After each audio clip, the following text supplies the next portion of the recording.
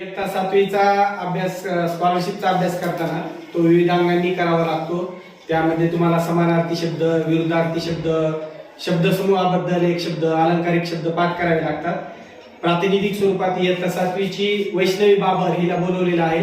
तिला इयत्ता सातवीच्या पुस्तकातील स्कॉलरशिपच्या पुस्तकातील अलंकारिक शब्द सगळे पाठ झालेले आहेत। तर तिला आपण अलंकारिक शब्द विचारणार आहोत। वैष्णवी, तुझी वेळ सुरू होतीये आता।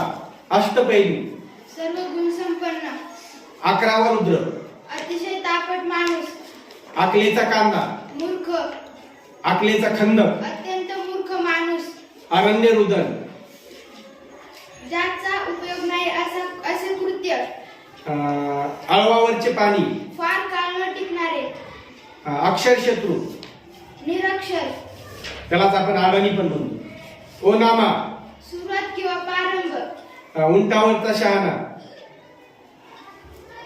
मूर्खपणाचा सल्ला देणारा। ओके। उमराचे फूल, दुर्मिळ वस्तू, कर्णाचा अवतार, उदार मनुष्य, कळसूत्री बाहुले, कळ लावणारा, दुसऱ्याच्या तंत्राने चालणारा, कळीचा नारळ, कळ लावणारा, काडी पैलवान, हडकुळा, कुंभकर्ण, अतिशय झोपाळू, कुपमंडूक, संकुचित वृत्तीचा, कोल्हेपुरी, शुद्ध लोकांची बडबड, खडाजंगी, मोठे भांडण, खडाष्टक, जोरदार भांडण, खुशाल चेंडू, जैनखोर माणूस, खेटराची पूजा, अपशब्दाने खरडपट्टी काढणे, बरोबर।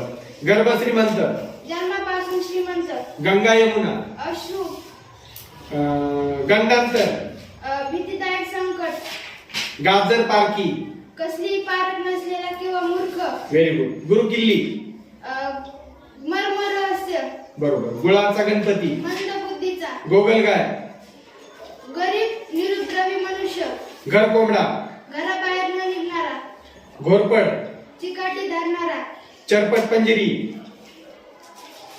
निरर्थक बडबड, 14वे रत्न, मार, 36चा आकडा, शत्रुत्व, जमदग्नीचा अवतार, रागीट, ताटाखालचे मांजर, दुसऱ्याच्या तंत्राने चालणारे, दळूबाई, भेकड मनुष्य, देव माणूस, चांगला सज्जन माणूस, लंकेची पार्वती, गरीब स्त्री, लंबकर्ण,